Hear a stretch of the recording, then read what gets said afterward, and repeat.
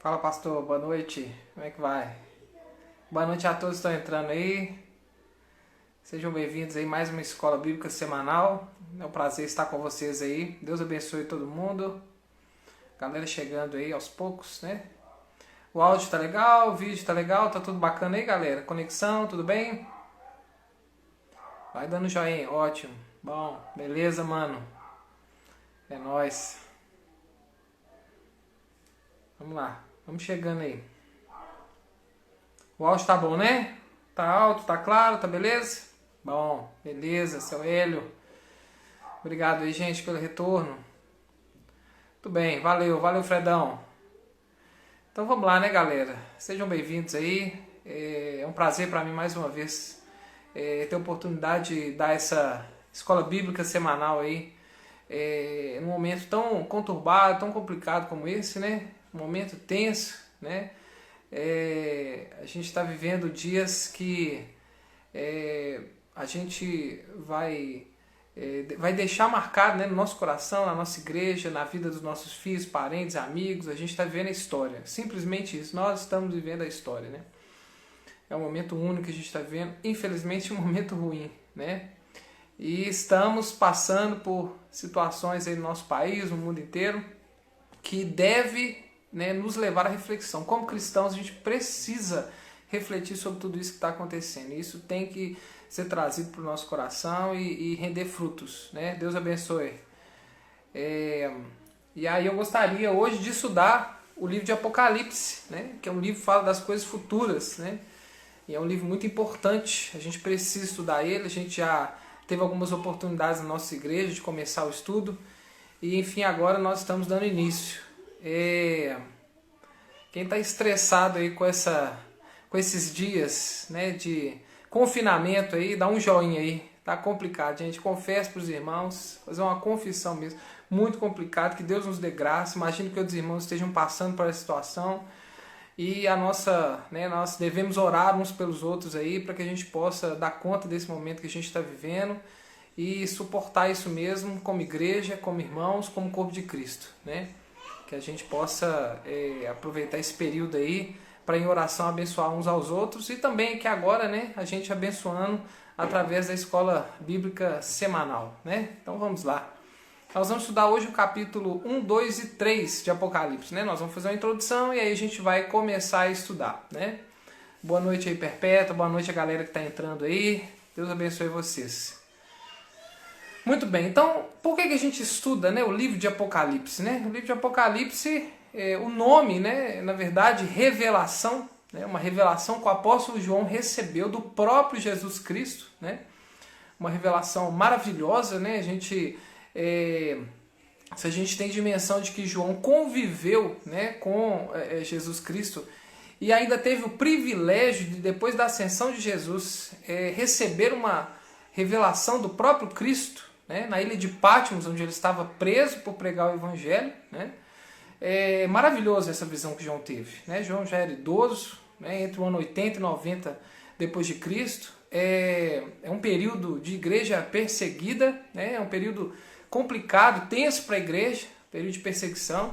Imagino que o apóstolo João passou nesses dias. Ele estava, né, focado em pregar ali na Ásia Menor, e aí ele tinha algumas igrejas, né, que ele implantou, né, e orientava e tal, e aí ele recebe essa revelação de Cristo. E é interessante porque quando Cristo vai revelar, né, as coisas que estão por vir, ele revela usando essas igrejas que João, né, administrava, vamos dizer assim, como exemplo, né, da igreja ao longo da história, a igreja de Cristo ao longo da história, né, seja a interpretação de fases, né, que muitas vezes se dá, a questão das 7 igrejas, né, como se fossem 7 fases da igreja, ou a interpretação de que representam os vários tipos de igreja, os vários problemas, né, e coisas que a igreja passou ao longo da história, né, às vezes não de uma maneira necessariamente cronológica. Então tem várias interpretações, mas Jesus Cristo, quando revelou isso a João, usou as igrejas que João comandava como modelo, né, para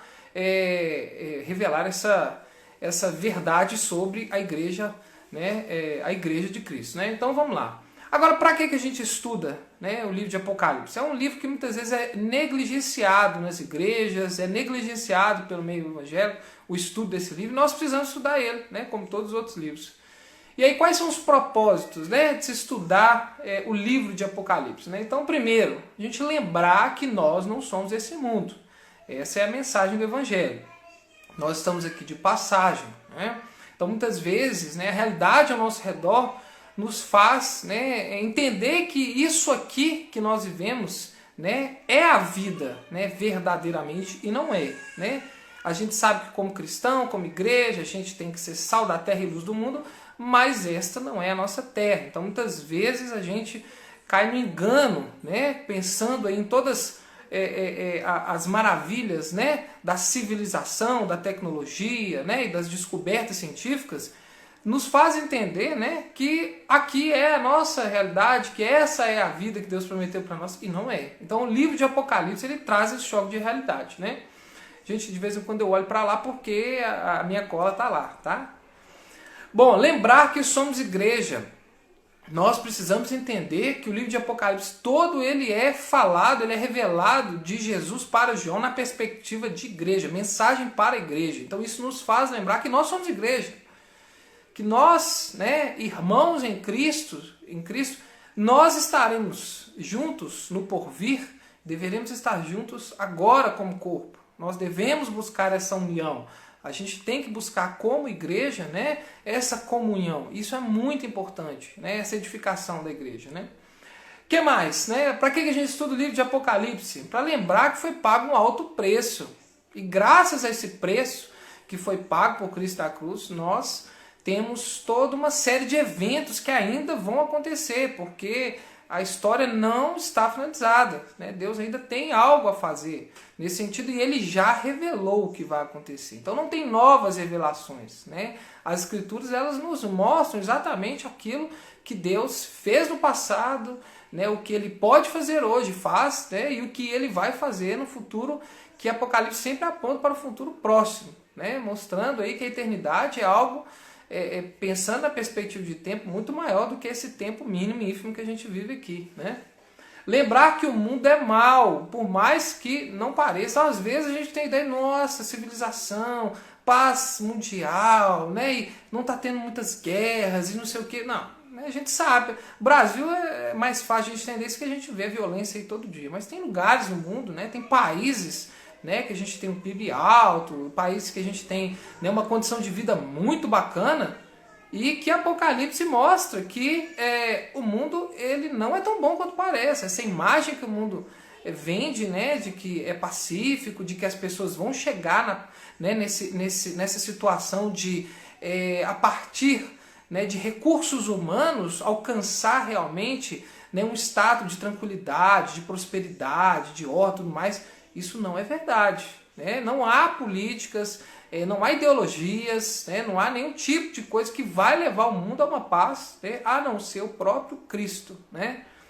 Então o livro de Apocalipse nos lembra disso. E lembrar que tudo é efêmero. Né? Mais uma vez é um choque de realidade o livro de Apocalipse. Né? Tudo é passageiro, isso aqui não é nada. Né? A gente vê o que acontece... Né, lá na frente a gente vê que, né, a brevidade da vida, né, como o pensador já falava, né, e que a gente tem que ter isso, né, muito nítido, né, principalmente como igreja. Né? Muito bem, então, dada essa introdução aí, né, sobre o motivo da gente estudar o livro de Apocalipse, agora, né, a gente vai ler o texto. Né? Eu vou ler o capítulo 1, depois a gente vai ler os outros capítulos. Tá? Então, Apocalipse capítulo 1. Neste livro estão escritas as coisas que Jesus Cristo revelou. Deus lhe deu essa revelação para mostrar aos seus servos o que precisa acontecer logo. Cristo enviou o seu anjo para que, por meio dele, o seu servo João soubesse dessas coisas. João contou tudo o que viu e aqui está o que ele contou a respeito da mensagem de Deus e da verdade revelada por Jesus Cristo. Feliz quem lê este livro, e felizes aqueles que ouvem as palavras dessa mensagem profética e obedecem ao que está escrito nesse livro. Detalhe, obedece. Pois está perto o tempo em que todas essas coisas acontecerão. Eu, João, escrevo às 7 igrejas que estão na província da Ásia. Que a graça e a paz lhe sejam dadas da parte de Deus, aquele que é, que era e que há de vir, da parte dos 7 Espíritos que estão diante do seu trono, e da parte de Jesus Cristo, testemunha fiel. Ele é o primeiro Filho, que foi ressuscitado e que governa os reis do mundo inteiro. Ele nos ama e pela sua morte na cruz nos livrou dos nossos pecados e fez de nós um reino de sacerdotes, a fim de servirmos ao seu Deus e Pai. A Jesus Cristo sejam dadas glória e poder para todos sempre. Amém. Olhem, ele vem com as nuvens. Todos o verão, até mesmo os que os atravessaram com a lança. Todos os povos do mundo chorarão por causa dele. Certamente será assim. Amém. Eu sou o Alfa e o Ômega, diz o Senhor Deus, o Todo-Poderoso, que é, que era e que há de vir. Né? Então vamos lá, né? Depois dessa introdução a gente vai dar sequência aí ao estudo e aí a gente vê os outros capítulos também, o 2 e o 3. Né? Então, em primeiro lugar, né, como texto a gente vê aí, o Apocalipse ele não vem falar só sobre o futuro. Né? Tem gente que fala assim, quer descobrir o futuro, lê Apocalipse. Não é bem assim. Né? A gente sabe que a Bíblia ela tem um propósito, que é revelar aquilo que Deus fez pelo homem, né? O pecado humano, né? Que é a raiz de todos esses problemas que a gente tem, e a solução que Deus dá através de Cristo na cruz. Então, a gente entende que de Gênesis a Apocalipse, Deus está falando sobre a história da humanidade, os propósitos dele de redenção do ser humano e o propósito maravilhoso que ele tem, né, para aqueles que confiarem e o seguirem. Né? Então, Apocalipse é parte disso. Então, Apocalipse não é só um livro que fala sobre o futuro. Né? A gente até tem outros livros, né, no Antigo Testamento mesmo, e no Novo Testamento, a gente tem vários escritos que vai falar sobre os tempos futuros. Mas a gente tem que ter essa dimensão. Porque senão tudo que a gente lê em Apocalipse, a gente entende assim, isso aqui é só lá na frente. Não é. Tem coisas que eram na época mesmo que João estava vivendo. Né? A gente tem que lembrar que essa era uma revelação que Deus deu para João, né? Jesus Cristo Deus deu para João, diante da realidade que ele vivia. Inclusive, né, incluindo as 7 igrejas, o qual ele comandava, dirigia aí, né? Muito bem. Apocalipse deixa claro que não existem novas revelações. Então, às vezes aparecem aí alguns líderes cristãos falando assim, Deus trouxe uma nova revelação, um novo mover, um isso e aquilo. A Bíblia ela tem a revelação completa a respeito dos propósitos de Deus para a humanidade. Quando nós estamos falando de propósito de Deus para a humanidade e para a igreja, as Escrituras já contemplam tudo isso, né? De Gênesis a Apocalipse. Né? O centro da mensagem de Apocalipse é de esperança para o pecador que crê em Cristo e de condenação para o pecador que rejeita a Cristo. Então essa é a mensagem de Apocalipse. Esperança para você que crê. E todos são pecadores, né? Então aqueles que creem é uma mensagem de esperança. Apocalipse é essa mensagem. Para aqueles que não creem, né, que também são pecadores e não creem, é uma mensagem de condenação. Isso tem que ficar claro. Né? É um alerta, uma advertência. Né? Eis que estou à porta e bato. Né? Muito bem. Vamos seguindo aí. Apocalipse revela o Cristo vivo e glorificado. Então, às vezes, a gente, né, historicamente, no cristianismo, a gente vê Jesus Cristo representado como um morto na cruz. E Apocalipse deixa claro qual é a imagem de Cristo que a igreja tem que ter. É o Cristo ressurreto. É o Cristo, né, glorificado, né, em glória e poder. Como em Apocalipse, né, os textos aqui que eu li e alguns que vêm depois aqui, vão revelar. Né? Então a gente tem que ter essa noção clara. Apocalipse vem sendo estudado, né, há séculos e não há consenso em relação a muitas questões do livro. Né? Então, assim, quando a gente está falando, né, de eventos futuros que o livro de Apocalipse descreve, né, tem coisas que são muito difíceis de se entender, principalmente partindo da perspectiva, né, da minha realidade, da minha cultura. Então, por exemplo, os escritores, né, que falam sobre Apocalipse hoje vão ter algumas interpretações um pouco diferentes daqueles que faziam 200 anos atrás. Porque a cultura, a realidade, a tecnologia, a ciência, né, a globalização, tudo isso era muito diferente. Era muito difícil imaginar alguns elementos de Apocalipse há 500 anos atrás. Hoje é plenamente possível. né? Para nós somos cristãos vivendo hoje, é muito mais acessível, né? Você ler lá sobre a marca da besta ou qualquer coisa desse tipo e pensar em algo globalizado, em algo que funciona para todos os países. Nós estamos vendo agora, vivendo uma realidade, né? Onde, partindo da China, nós tivemos um vírus, né? Que é um ser, né? Se pode chamar assim, acelular, não tem célula, né? O tamanho dele é ínfimo, né? Um parasita intracelular obrigatório, e espalhou no mundo inteiro. Espalhou e está causando todo esse problema que a gente está vivendo. Então, um simples vírus, imagina. Agora imagina ideias, né? Imagina governos, imagina ideologias políticas, né? Imagina esse tanto de coisa, gente. Hoje é possível a gente ter essa dimensão. Há 500 anos atrás não era, né? Então a gente tem que ter esse entendimento.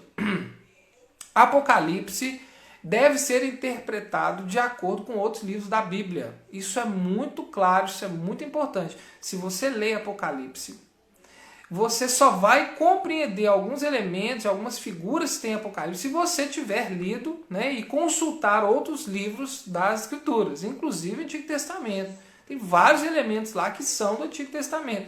Então você tem que fazer um casamento aí de informações. É um quebra-cabeça que você monta, e é um quebra-cabeça que você vai utilizar de outros textos das Escrituras. Não tem como interpretar. Às vezes a gente vê pessoas do meio secular, né, acadêmicos, pessoas que não são cristãs e que não usam a Bíblia para interpretar a Bíblia, tentando interpretar Apocalipse, elas vão cometer inúmeros erros, né?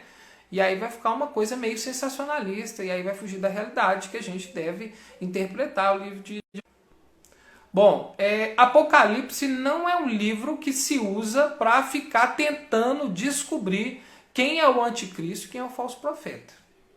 Então, tem pessoas que gostam de ficar lendo, investigando, arriscando, fazendo cálculos e contas e tudo mais, né, para descobrir algumas coisas e ser simplesmente uma vaidade, ser detentor de informação a respeito das coisas que virão. Né? Não, Apocalipse não é um livro para isso. Né? A gente até às vezes é interessante, você lê umas teorias assim bem loucas e bizarras, fulano de tal vai ser o falso profeta e o anticristo e tal. Mas quando você dá uma ênfase a isso, quando você foca nesse tipo de interpretação, dificilmente você vai tirar lições importantes para o seu dia a dia, importantes para o seu crescimento espiritual. Vai ser uma coisa que não vai te acrescentar muito espiritualmente. Né? Então, não sugiro que faça um estudo de Apocalipse a partir dessa perspectiva. Né? Bom, isso eu já falei, Apocalipse não é o único livro escatológico da Bíblia, né? Daniel, o livro de Daniel é super rico, né, em escatologia. Nós provavelmente iremos utilizar quando a gente for estudar outros textos, né, de Apocalipse, né, muito importante o livro de Daniel.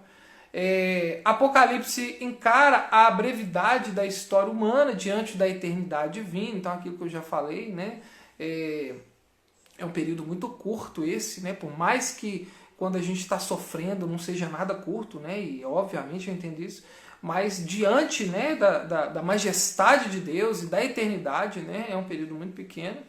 Apocalipse deixa claro que não existe luta entre bem e mal, né, no sentido assim de guerrear e disputar poder, porque o bem já venceu. Né? Deus é um Deus eterno, ele não está preso na história. Então Deus ele já ele está nos três lugares ao mesmo tempo, passado, presente e futuro. É um negócio meio louco, né? E aí a gente tem que ter a dimensão de que o futuro, né, já está estabelecido desde a eternidade. Né? Então não é uma disputa de poder. Né? Deus já venceu. O Cordeiro de Deus já venceu. A vitória é dele. Né? Muito bem. Bom, continuando aí. Vamos deixa eu ver ali. Não, vamos segurar ainda. Daqui a pouco eu leio o resto. Quem revela, né, a mensagem de Apocalipse para João é o próprio Cristo. Né?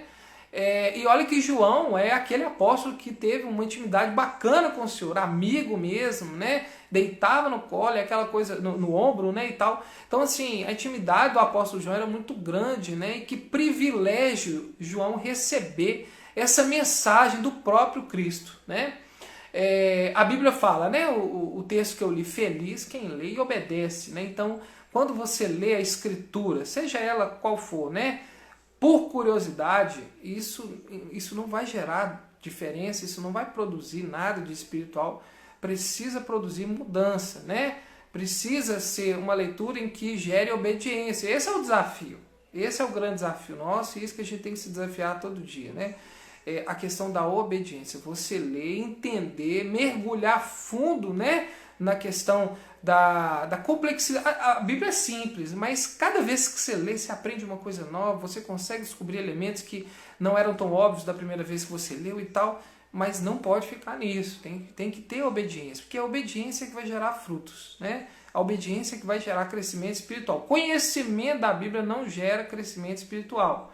O conhecimento da Bíblia ela precisa ser algo que aponta para o crescimento espiritual na medida que é colocado em prática pela obediência, né? Isso é importante. Aí no texto, Jesus é o Senhor de todas as coisas. Aquele cordeiro que morreu, que ressuscitou, que ascendeu aos céus, agora ele não é cordeiro, né? Assim, pensando numa segunda vinda, ele é o juiz que virá julgar. Ele é o Senhor de toda a terra, ele é o rei dos reis e Senhor dos senhores. Então isso é uma noção que a gente tem que ter clara. Apocalipse, ele vem revelar esse Cristo, que é dono de tudo, né? Só ele é digno. Ele morreu, ele ressuscitou, ele ocupa o trono, está sentado à direita de Deus, ou seja, Apocalipse tem que trazer essa mensagem. Está estabelecido, o Cristo reina, né? Então isso é importante também, um destaque aí do início do livro. Mostra a questão da autoridade de Cristo. O Cristo que vem trazer essa mensagem para João, a autoridade é dele. Ele tem autoridade, porque ele cumpriu um papel, né? Ele morreu na cruz e ressuscitou. Então isso é muito importante, né? Muito bem. O recado é para a igreja. Apocalipse é um livro escrito para a igreja. A gente tem que ter essa dimensão, porque às vezes a gente lê o livro e aí vê algumas coisas acontecendo, a gente tem que contextualizar que isso é um recado para a igreja, uma revelação para a igreja, né? Então nós como igreja é que precisamos estudar Apocalipse. Nós é que precisamos tirar de Apocalipse as lições, né? Importantes. Aí uma lição que a gente tira de Apocalipse, né?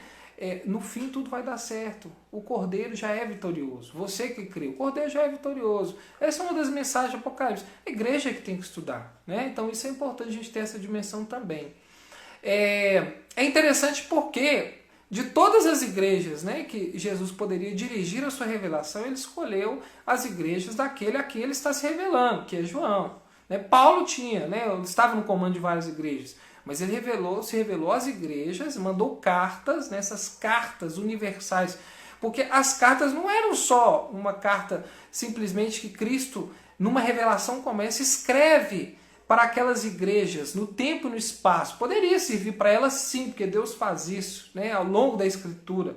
Né, aquele texto, muitas vezes, ele tem uma ação local, ele tem uma ação temporal, mas tem uma ação eterna. Né? Ele vai repercutir na eternidade. Né? E quando a gente fala eternidade, a gente está falando do porvir também. Né? Então, essas 7 igrejas elas vão representar, né, a igreja universal. Né? Muito bem. A volta de Cristo, né? Olha aí o que o texto diz. Né? Esse que vem com as nuvens, né? E todo olho verá, até aqueles que o atravessaram. Então, todo olho verá. A volta dele, ela é milagrosa em vários sentidos. Né? Na primeira vida de Cristo, a volta dele foi milagrosa. E nessa próxima volta, né? Nesse retorno de Cristo, também é de forma milagrosa. Ele vem com as nuvens, ele vem de cima para baixo, ele vem da parte de Deus. Né? Ele é o rei que vem, né? É o Senhor, é o próprio Deus, né? É o Filho de Deus. Né? E vem de maneira que todo olho verá, é algo sobrenatural. A vinda de Cristo é algo sobrenatural. Por que eu estou pontuando isso? Porque a gente vê que haverão anticristos. Né? Ao longo da história houveram e haverá o anticristo. E a vinda dele, desses outros e deste anticristo, ela não é de maneira de cima para baixo. Ela é de baixo para cima, ou seja, alguém humano tentando alcançar essa divindade e demonstrar alguma coisa nesse sentido. Ela pode até simular o sobrenatural, né? Mas ela não vem da parte de Deus, da parte do Pai, de maneira onipotente, como vem Cristo, né, na sua vinda. Né? Isso é importante também, muito importante, pensando, né, em tudo que vai acontecer aí no futuro. Né? Muito bem. O retorno de Cristo, olha que interessante esse texto, o retorno de Cristo causa lamento do mundo. Os povos chorarão, os povos chorarão. Imagina isso, gente, Jesus voltando. Nós, como igreja, damos graças a Deus, damos glórias a Deus, ficamos super felizes, ou pelo menos deveríamos, né? Glorificar a Deus por isso, né? Pela volta de Cristo, volta logo, Maranata, hora vem, Senhor. Mas o mundo não quer isso. O mundo rejeita, né? O mundo, ele chora a vinda de Cristo. O mundo lamenta a vinda de Cristo. Essa é a perspectiva também que a gente precisa entender. O mundo, ele não quer que Cristo volte. Na verdade, ele não acredita, e às vezes não acredita porque sabe que a vinda de Cristo é algo pesado, né? A segunda vinda, ela é para julgar, não para salvar. A primeira foi para salvar, a segunda é como justo juiz, né? Então isso é importante a gente ressaltar. Por quê?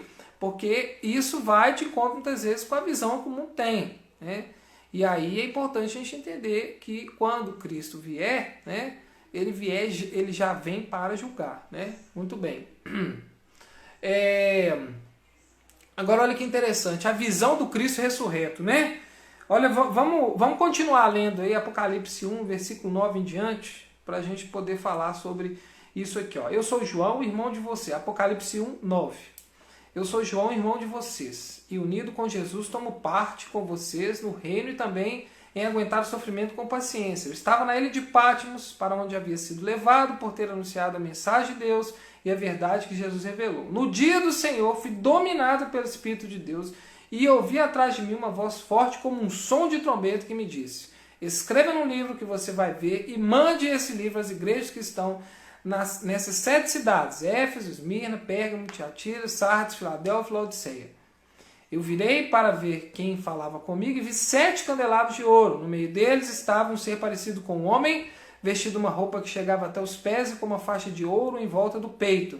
Os seus cabelos eram brancos como a lã ou como a neve, e os seus olhos eram brilhantes como fogo. Seus pés brilhavam como bronze refinado na fornalha e depois polido, e a sua voz parecia o barulho de uma grande cachoeira.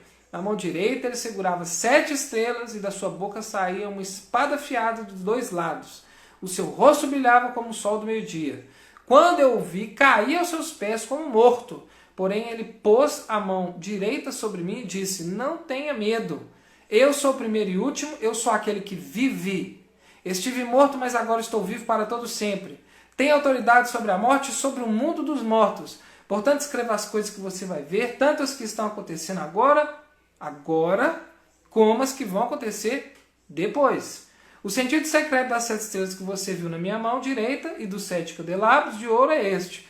As 7 estrelas são os anjos das 7 igrejas e os 7 candelabros são as 7 igrejas. Então, muito bem. Então, por aí a gente vê essa visão maravilhosa, majestosa de Cristo, né? Como que é maravilhoso, né? Essa descrição de como Cristo é e do que ele faz, né?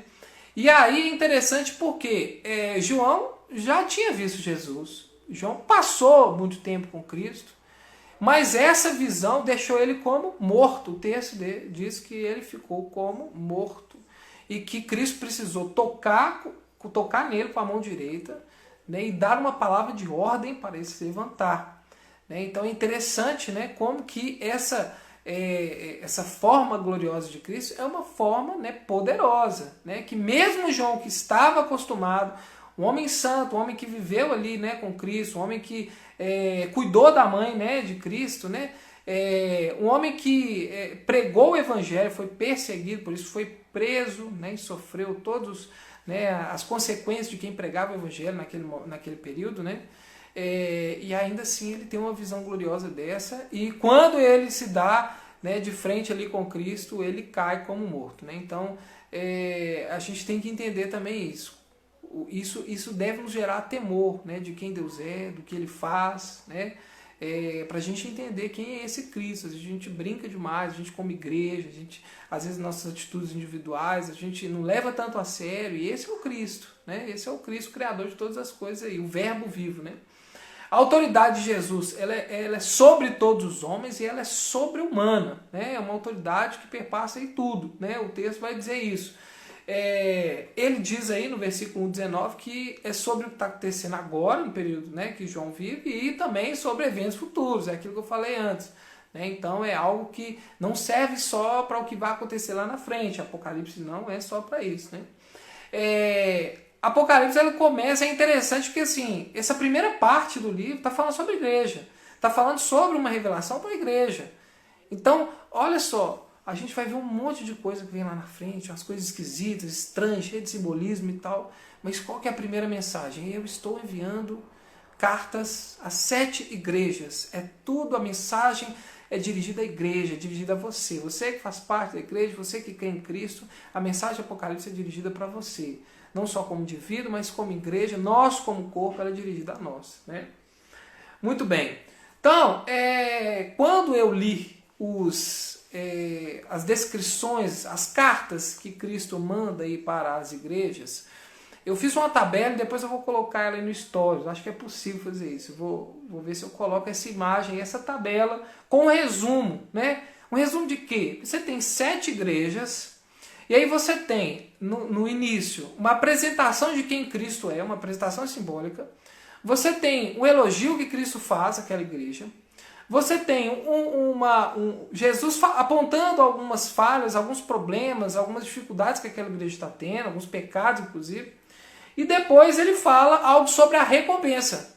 Ele dá também na forma de simbolismo, né, uma questão de recompensa. Aquele que vencer, né, terá acesso à árvore da vida, não sei o que e tal. Então nós vamos falar um pouco sobre isso. E essa tabela ela tem esse resumo, depois eu vou colocar aí para vocês, tá? Bom, então em primeiro lugar é interessante porque quando você vê a introdução das 7 cartas, você vê que Jesus se apresenta como, né, os 7 candelabros, aquele que anda no meio deles, né, o primeiro e último, aquele que morreu e tornou a viver, a espada afiada dos 2 lados, o Filho de Deus, os olhos como chama de fogo, os pés como bronze polido, os 7 Espíritos de Deus, as 7 estrelas, o santo e verdadeiro, aquele que tem a chave de Davi, a testemunha fiel e verdadeira, aquele por meio de quem tudo foi criado. Né? Então, boa, Fred, representação figurada de Jesus é para diferenciá-lo de um ser terreno perfeito. Por quê? Porque quando a gente fala de Apocalipse, a gente tem que lembrar que tem a questão do anticristo. E aí toda essa apresentação que Cristo faz da pessoa dele, inclusive muito simbolismo do Antigo Testamento, são justamente para bater de frente, né, com essa figura do anticristo ou dos anticristos. Né? Ou de qualquer tipo de figura, né, que se coloque como alguém que vai trazer a solução dos problemas para o ser humano. Ele não necessariamente pode vir com uma ideia religiosa, espiritual. Muitas vezes a gente tem lideranças aí que trazem algumas ideias, né, de solução para o ser humano, né, que partem de recursos humanos. É impossível, a gente sabe que só Deus pode resolver isso. Então isso é uma forma de anticristo, uma forma de idolatria, né, de humanismo, né, achar que o ser humano por si só resolve as coisas, né? Então, muito bem, Fred, muito bem colocado aí. Pessoal, vai participando aí, vai interagindo, vai escrevendo aí. O Fred falou um negócio, eu li, foi bacana, já contribuiu. Ele virá como justo juiz, perfeito, muito bem. Falei do início, então no início das cartas ele vem se apresentando aí, né? E aí no final, né, ele sempre dá uma palavra sobre a questão da salvação. Então ele fala, comerem, aqueles que vencerem, né? Vamos partir assim, aqueles que vencerem terão o direito de comerem da árvore da vida, não sofrerão a segunda morte, terão acesso ao maná escondido, a pedra branca que contém o seu novo nome, autoridade sobre as nações, a estrela da manhã, serão vestidos de branco. Jesus vai declarar que eles pertencem a Cristo diante do Pai. Né? Colunas, serão como colunas do templo, será escrito nele, nela, o nome, o novo nome dela, o nome de Deus, né?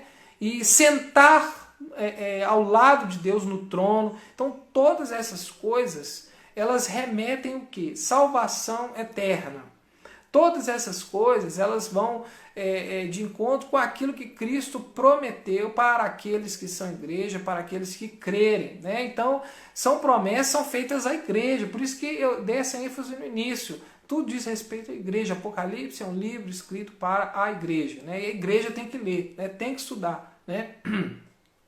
E aí a gente tem, né, aquelas questões que eu falei, né, de apontamentos de coisas positivas e coisas negativas. Cada igreja, né, ela tem feito aí ao longo, né, da história, ou os tipos de igreja que a gente teve aí ao longo da história e tal. É interessante porque assim, quando a gente faz uma análise, né, tem essa interpretação, né? As 7 igrejas, elas são os 7 tipos de igrejas predominantes, vamos dizer assim, ao longo da história do Evangelho, né? Do início, lá no Pentecostes, até o dia do arrebatamento, que é Apocalipse. Quando fala de período da igreja, isso é importante destacar. O período da igreja se inicia em Pentecostes, né? Derramado do Espírito Santo, e ele finaliza com o arrebatamento. Tem algumas linhas que não concordam que a igreja vai ser arrebatada e tal, mas é uma coisa aí que a gente teria que gastar inúmeras aulas para falar só os diferentes posicionamentos, né? Então vamos tentar falar de uma maneira geral, de uma maneira que toda a Escritura fala. Aquilo que eu falei, a interpretação de Apocalipse, ele tem que remeter a outros textos da Escritura, né? O arrependimento salva. Você quer perguntar, Pedro, se é o arrependimento que salva? Se confessares com a tua boca e creres com o coração, né, será salvo, né? Então a salvação, ela tem a ver com isso. Ela passa por uma atitude, né, pública e física, e uma mudança espiritual, né? A gente sabe que tem coisas que a gente fala que não tem significado interno, né, que aquilo ali é da boca para fora. Então é por isso que tem que trabalhar esses dois mecanismos aí, né? Então vamos lá, são 7 igrejas, ou 7 tipos de igreja. Então, o que eu estava falando, ao longo da história, nós tivemos a primeira igreja, foi a igreja perseguida, né? Então a igreja que o Império Romano, aí, por 1, 2, 3 séculos, exaustivamente perseguiu a igreja, né? Então a gente vai ver, né, ao longo do estudo das 7 igrejas, que a gente tem um pouco desse paralelismo ali. A segunda fase da igreja aí, né? É uma fase onde a igreja se expande mais, né? Porque no início ela atingia os mais pobres, os mais simples, né? Os comerciantes, aquelas pessoas, né, de classe mais baixa e tal. Depois ela começa, né, graças ao grande número, né, de alcance aí do evangelho, né, em número de pessoas, em questões geográficas, você tem um aumento também de outras pessoas, de outros núcleos, né, de outras condições socioeconômicas. Então você tem um alcance maior do evangelho, você tem aí, né, um contexto onde a perseguição vai gerando um cansaço, né, uma situação complicada para o próprio Império Romano, e aí chega num determinado momento que até o próprio imperador se converte e passa a adotar, né, o cristianismo como religião e depois como religião oficial. E aí você tem um período onde você tem muita política e disputa política em relação à liderança cristã, e depois você tem um período onde você tem a religiosidade cheia de simbolismo, sincretismo, paganismo, e aí você tem questão de idolatria, imoralidade sexual e tudo mais. E aí você tem um período onde existe uma reação em relação a isso, né? Uma reação no sentido de que aqueles que querem guardar a fé verdadeira, né, reagem contra esse tipo, né, de cristianismo. E aí você tem um momento que há uma apostasia, que aí vem um humanismo, que aí vem realmente um desacreditar no evangelho por causa da ciência. E aí você vê hoje, né, uma sociedade que é extremamente hedonista, que está o tempo todo buscando, né, fora de Deus, né, conforto, prazer, né, prosperidade, né, tranquilidade, ausência de dor, né, liberdade e libertinagem, né? Então, quer dizer, uma independência completa de qualquer tipo de autoridade, de padrão de referência, né? Então, a gente é como se hoje a gente tivesse, né, uma sociedade que diz: eu não preciso de Deus, nós estamos ricos, nós temos tudo que nós precisamos. Então, alguns vão fazendo esse estudo, né, fazendo um paralelismo, né, das 7 igrejas com os 7 períodos da igreja. Então isso é uma coisa que não é difícil a gente achar esse tipo de estudo, né? Mas então, depois desse resumo, vamos voltar aqui, né, às 7 igrejas. Então vamos lá. A gente tem que entender que a igreja que João dirigia e comandava é diferente de igreja de hoje, né? A igreja de hoje ela está muito relacionada com o espaço físico, com o local, né, de reunião, de congregar. A gente está vivendo uma situação muito diferente da nossa realidade, né, que a gente está longe e está se encontrando. Mas o fato é que o perfil de igreja hoje é um perfil de igreja geográfico, local. Né? Na época de João isso não era uma realidade. Né? Dificilmente eles poderiam ter um lugar fixo, eles tinham que ficar variando esse lugar, tinham que variar o dia de encontro, o horário de encontro, por causa da perseguição, né? Por causa do Império Romano. Então a igreja era onde as pessoas estavam reunidas, né? Orando e compartilhando a palavra de Deus. Né? Então, é o perfil de igreja. Então, quando a gente fala 7 igrejas, né, às vezes vem na nossa cabeça 7 espaços físicos, 7 construções ali, né? E não é isso. Né? Essas 7 igrejas eram regiões onde você tinha cristãos se reunindo ali, apesar da perseguição. Né? Muito bem, praticamente 100% dessas igrejas eram perseguidas. Né? Muito bem. Não há... O que a gente vê no estudo das 7 igrejas? Não há igreja perfeita. Então, irmãos, quando você fala assim, nossa, minha igreja faz muito isso, faz muito aquilo, não sei o que e tal. Irmãos, não existe igreja perfeita. O livro de Apocalipse deixa bem claro, através da história das 7 igrejas, aí, né, das cartas das 7 igrejas, não existe igreja perfeita. E nós estamos vendo isso aí. Né? Nós vamos ver alguns detalhes a respeito de cada uma delas e os erros cometidos por elas aí, para a gente ter uma noção disso. Muito bem.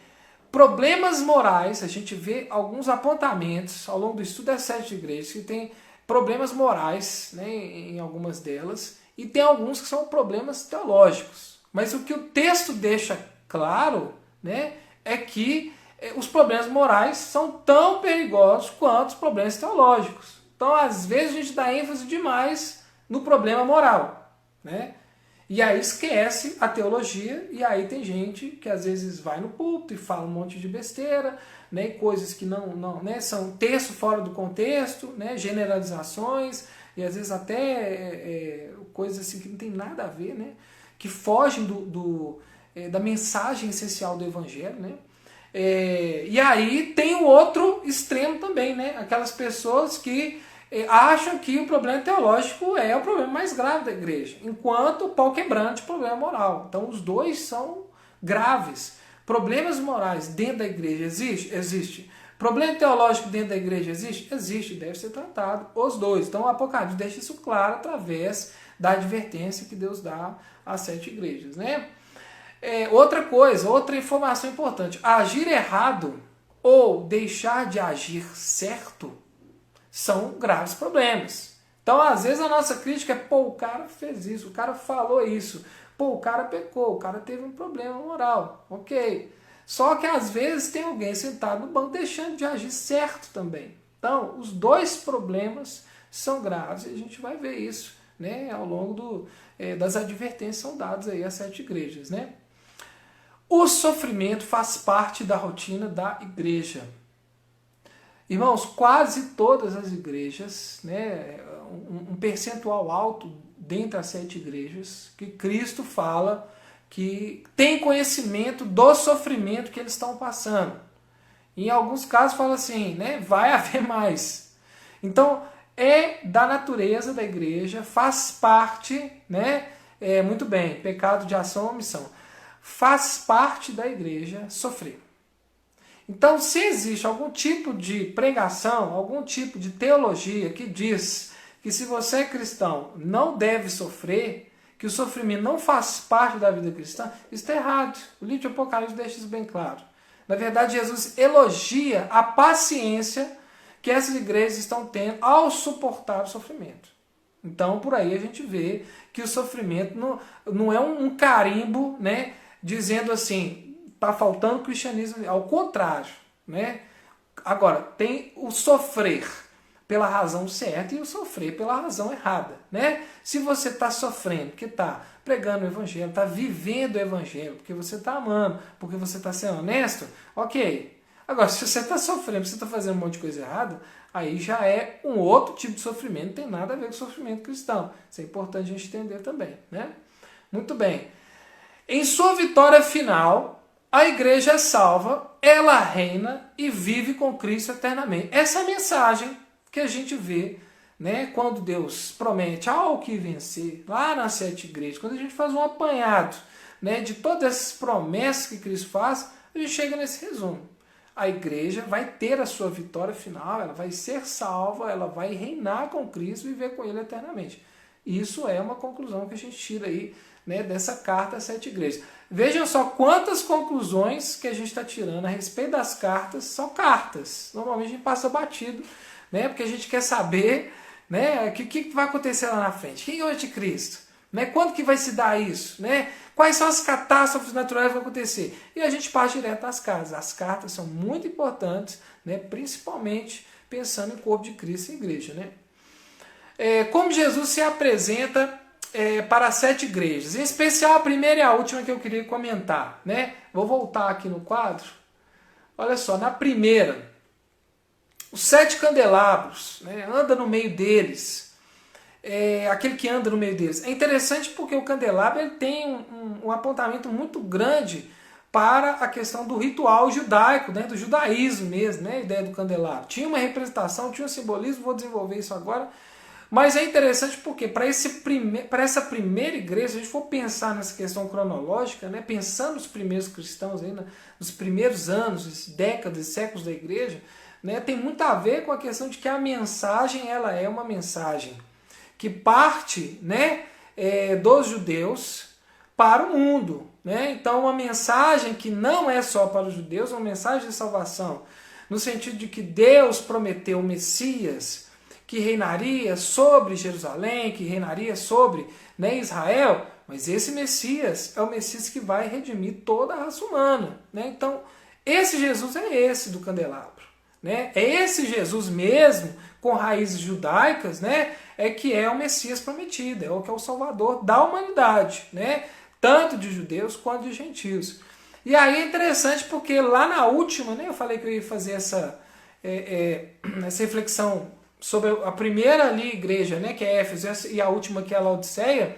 É interessante porque lá em Laodiceia se apresenta como testemunha fiel e verdadeira, por meio de quem tudo foi criado. Né? Se a gente fosse pensar cronologicamente, né, como se a gente estivesse vendo a última fase da igreja, né, é muito pertinente ele se declarar como aquele por meio de quem tudo foi criado. Né? Porque quando a gente pensa nas questões científicas aí, né, e como que o mundo hoje enxerga, né, a origem de todas as coisas, essa origem ela não dá glórias a Deus, né? É uma origem que dá glória à ciência, que dá glória ao acaso, que dá glórias a explicações, né, muito bem engendradas ali, né, pelos evolucionistas, né, e tudo mais. E aí ele se apresenta ali como aquele por meio de quem tudo foi criado. Ponto. A ele a glória devida de tudo aquilo que foi criado. Né? Então é interessante isso aí. Muito bem, só uma reflexão mesmo, voltando aqui. Deixa eu me localizar aqui porque eu passei o slide errado. Muito bem. O foco é a salvação, não a prosperidade. Então, é interessante porque toda vez que a gente está vendo, né, Jesus se manifestando, né, e dizendo aquele, né, que vencer receberá isso, que receberá aquilo, tem uma seta enorme apontando para salvação. Os prêmios, né, o galardão, tudo isso, né, que a gente pensa em receber por ser salvo, né, tudo isso tem a ver com salvação eterna, né, com a salvação da igreja, com passar a eternidade com Cristo. Né? Estou dizendo isso porque muitas vezes, né, a mensagem de igrejas é uma mensagem de que você ganha aqui e ganha na eternidade. É sempre ganhando alguma coisa. Né? E aí, quando a gente vê Jesus falando nas 7 igrejas, esse retorno é um retorno de eternidade. É de passar a eternidade com Cristo, é de salvação mesmo, de redenção da alma. Né? É muito importante isso aí. Problemas que a igreja enfrenta ao longo da história. É muito interessante quando a gente vê os problemas que Jesus aponta que aquelas igrejas estão vivendo, aquelas coisas que as igrejas não conseguem, né, superar de problemas ali, né, a gente vai ler alguns deles aí. São todos problemas que a igreja enfrentou ao longo da história, enfrenta hoje, né, e é algo que é desafiador. Quando você ouve, por exemplo, né, uma igreja que, como diz os textos aí, aceita idólatras, que aceita idolatria, imoralidade sexual, né? e todos esses simbolismos que representam realmente sincretismo religioso e tudo mais, você fala assim, não é possível. Claro que é possível. Quando você olha a história da igreja, isso é possível. Quando você olha a igreja hoje, a gente vê algumas aberrações. Então isso é para mostrar que a igreja é falha mesmo, né? Que a igreja passa por inúmeros desafios nesse sentido e ela precisa superar. Ela precisa passar por isso. Os erros precisam ser apontados, os erros precisam ser resolvidos. Né? Então é muito importante essas 7 cartas, porque elas nos dão uma pista do que está acontecendo hoje com a nossa igreja. Né? E aí, né, coitado do nosso pastor Carlos aí, de outros pastores, né, que são líderes, que enfrentam uma série de problemas nos bastidores da igreja, que às vezes a gente não sabe, né? E às vezes a gente até ora pouco pelo pastor, ora pouco pela igreja, ora pouco pelos irmãos, sem saber, né, a realidade do que está acontecendo e o pastor e outras lideranças sofrendo. Né? É importante a gente tomar essas dores e orar pela nossa igreja, porque a nossa igreja pode estar passando por algum desses problemas que a gente está vendo aí Jesus apontar para João, né, e para as 7 igrejas, né, situações que elas estão vivenciando. Né? Muito bem. É importante aí, né, o perigo aí que ela destaca, né, essas cartas, o perigo da idolatria e da imoralidade sexual, são coisas que existem, como eu disse, na igreja.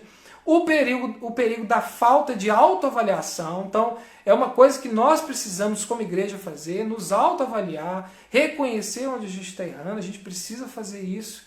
Essas igrejas, algumas delas ali, elas não faziam isso, elas estavam achando que estavam bem na fita.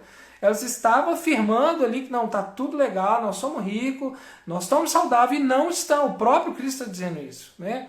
E se Jesus fosse falar hoje da nossa igreja, então nós como igreja precisamos tomar dimensão disso, orar por isso, superar esses erros, né? Como indivíduos e como igreja. Né? Muito bem. E aí, olha só, o centro da mensagem, vejam bem, quando a gente volta lá, vamos voltar nas casas, aqui que é melhor, porque aí eu já vou pontuando aqui algumas coisas. Vamos lá, olha só. A igreja que foi a única que não recebeu aprovação de nada foi a igreja de Laodiceia. A igreja de Laodiceia é a única igreja ali, nas 7 igrejas, que não é aprovada em absolutamente nada do que ela faz. A crítica que ela recebe é a seguinte: nem frio, nem quente. Vocês acham que são ricos, mas são miseráveis, infelizes, pobres, nus e cegos. Né? É uma constatação muito séria, né, que Cristo faz aí a respeito dessa igreja. Tem 2 igrejas aí que não tem nenhum tipo de crítica, né, muito incisiva aí não. A igreja de Esmirna e a igreja da Filadélfia. Olha os elogios que Jesus faz a essas igrejas. Né, na igreja de Esmirna. São pobres, estão sofrendo e serão provados. São acusados de não serem povo de Deus. Né? Então, alguns judeus, né, os acusam disso. Então, isso é o que essa igreja está passando. Não tem nada que Jesus faça crítica aí. Né? A de Filadélfia, pouca força. Eles têm pouca força. A força deles está se esgotando. Né? São obedientes e fiéis, serão exaltados diante dos acusadores, e Jesus elogia eles por aguentar o sofrimento com paciência. Então essas 2 igrejas, que a nossa igreja, né, receba esses elogios aí. Né? O sofrimento é a revelação de Cristo. Pedro, é muito complicado a gente resumir, né, a revelação de Cristo, o sofrimento como um instrumento para a revelação de Cristo. O sofrimento é algo que acontece, fato. O sofrimento ele pode ter várias origens. Né? Realmente, o sofrimento pode, né, revelar Cristo em nós, ou revelar algo que Cristo quer nos comunicar. Sim, pode. Né? Mas não só isso. Né? A gente não tem como reduzir essa questão aí dessa maneira. Né? Agora vejam bem, quantas igrejas aqui Jesus fala sobre o sofrimento? Éfeso, trabalham muito, sofrem com paciência, colocam à prova os falsos apóstolos, odeiam a idolatria e a imoralidade. Beleza, falou do sofrimento aqui. Esmirna, são pobres e estão sofrendo, e serão provados, né? Sofrerão ainda mais. Né? Que mais aqui? Tiatira, são elogiados pelo amor, pela fidelidade, pelo trabalho, por sofrerem, terem paciência para aguentar o sofrimento. Né? 3 igrejas. Aí a gente volta na Filadélfia, aguenta o sofrimento com paciência. De 7 igrejas, 4 foram elogiadas por aguentarem o sofrimento. E ainda tem uma aqui, que é Pérgamo, né, que Jesus vai revelar, né, a João, né, o que está acontecendo com Pérgamo, o que ele quer transmitir de recado para Pérgamo. Ele diz simplesmente que eles moram onde está o trono de Satanás. Eu fico imaginando o que isso significa, né? Eles moram onde... Imagino, né, que é uma cidade, e de fato era, né, de muita idolatria, né, de vários deuses, de politeísmo e de toda aquela confusão associada ao politeísmo, né, de práticas imorais, né, e tudo mais. Então, né, realmente espiritualmente, né, e normalmente a espiritualidade, a impureza sexual está associada a uma espiritualidade idólatra, né? Normalmente isso está associado. Então tudo, esse conjunto todo ali impera. E aí imagino que seja o que quer dizer, né? Moram onde está o trono de Satanás. Sabe-se lá né, se não é literal, mas enfim. E aí imagino que eles também estão sofrendo, né? Eu não citei essa igreja como uma das 4 entre as 7 que está vivenciando essa questão do sofrimento. Mas eles imaginam que estejam também passando por sofrimento. E é uma característica, né, da igreja primitiva, né, dessa igreja primitiva, vivenciar sofrimento. Né? Muito bem, deixa eu ler aqui. Ó. O sofrimento também pode ser consequência do nosso pecado. Perfeito, eu falei. Deus nos perdoa, mas as consequências dos nossos atos, elas temos que dar conta dela. É verdade. E às vezes até a misericórdia de Deus nos livra da consequência. O sofrimento permitido por Deus molda o nosso coração e forja o nosso caráter, principalmente espiritual. Muito bem. Inclusive, aqui sempre está associando a ideia de sofrimento com paciência. Sofrimento produz paciência, né? Simone, paciência, paciência, paciência. Sofrimento, sofrimento, sofrimento. Exatamente. Essas palavras estão muito associadas aqui quando a gente está falando das 7 igrejas, né? Muito bem, já li. Então, pessoal, realmente, né, a gente constata através dessas 7 cartas, né, que em primeiro lugar elas são muito importantes para dizer que tipo de situações uma igreja pode passar. Nossa, não acredito, a igreja passa por isso? Passa. Tá? A igreja vive esse pecado? Vive. Né? O que nós podemos fazer como indivíduos não pecar? Né? Buscar conhecer as escrituras, buscar orar pelos nossos irmãos, pela nossa igreja, pelo nosso pastor, né, pastor Carlos? Uma oração aí é sempre bem-vinda, né, a seu favor. A gente precisa, né, entender que quando a gente for estudar todo o resto do livro de Apocalipse, nós vamos estudar a partir dessa revelação, né, que Deus faz para as 7 igrejas, pensando que a revelação é para a igreja e para nos ensinar algo, né, e que nós possamos, né, sempre tirar lições disso aí e pensar assim, que tipo de igreja nós queremos ser. E aí isso tem a ver com comunhão. Que tipo de comunhão nós queremos ter? Então, eu particularmente dou graças a Deus, porque nós estamos aqui, né, numa escola bíblica semanal aqui, estudando a Bíblia, né? Vocês me dão essa oportunidade, né, de compartilhar esse momento, vocês estão participando. Nós, diante dessa epidemia, estamos nos reunindo como igreja, mesmo que seja de maneira online, mas isso é uma reunião, é o coração ligado com o coração, né? Imagino o pastor Carlos, o trabalho que ele tem tido nos bastidores e tudo mais. Deus abençoe aí. E é isso, irmãos. Aí na semana que vem a gente vai... o pastor Carlos, né, que vai dirigir aí a escola bíblica. E na outra semana eu volto aí dando sequência a Apocalipse 4 em diante. Beleza? Obrigado aí vocês. Deus abençoe.